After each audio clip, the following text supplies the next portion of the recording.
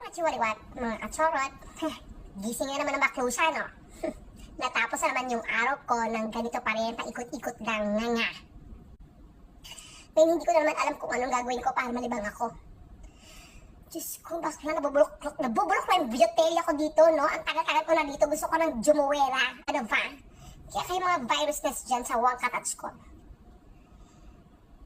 Hindi kayo magtatagal dyan at machuchugi din kayo, manulos, magas din kayong lahat. Kaya kung ako sa inyo, ngayon na tayo, huwag nyo na pagtagalin, nga. Ngayon na, alis-alis din, no? Kasi, hindi nyo kaya itong baklusa na to. Malakas ini. At kailangan nyo lang umalis agad-agad na ngayon na. Dahil namimiss na ako ng mga kaigyan ko dyan at mga katsururot ko dyan. Chugi na, te!